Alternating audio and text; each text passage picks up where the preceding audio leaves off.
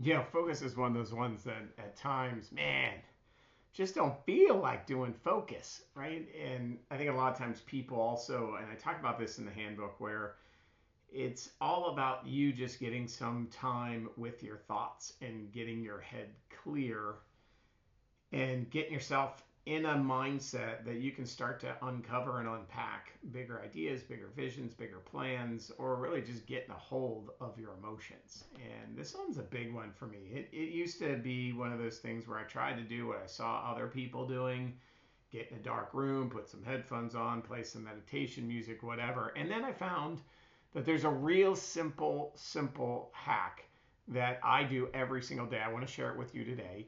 And I always refer to it as taking yourself to the spa. So if you're one of those people that struggle at times with focus and you want to play with different things, I encourage you to do it, right? So some of the things that I like to do that are maybe a little different is I like to stretch. So, I will every session lay on the floor or sit on the floor and go through a stretching routine. And that's been super helpful to me. Um, I've also at times read a book or a chapter or a couple of pages. I find that to be great. I listen to music, and it doesn't have to be calm and peaceful music. I'll watch YouTube videos.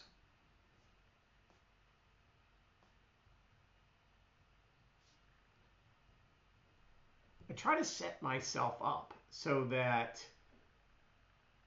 I just get myself comfortable with getting to a place where I can shut things off or I can turn them on, but I wanted to have it just be me time. It's not something that I'm bridled by the inbox or the next series of things I have to do.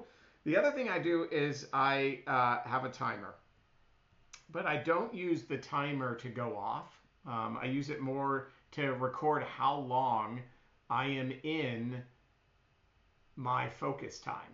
And I find sometimes if it's not long enough, I'm rushed. Something's going on in my head. I got something really want to do.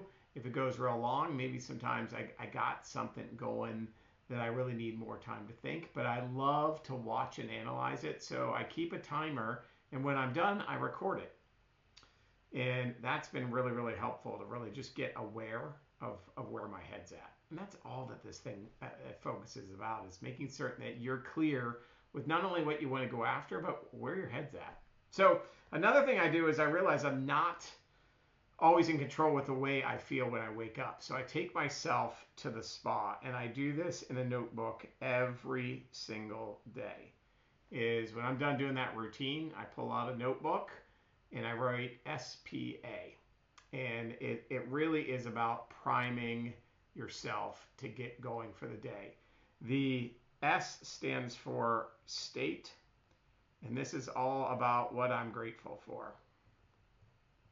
And this could be a word, a phrase, a whatever. I don't make it. I don't make these things long journal entries. It's just not who I am. Doesn't mean that isn't someone you are, but I use this to either write a word, a phrase, or whatever to get myself realizing that I got a lot of good things to be grateful for.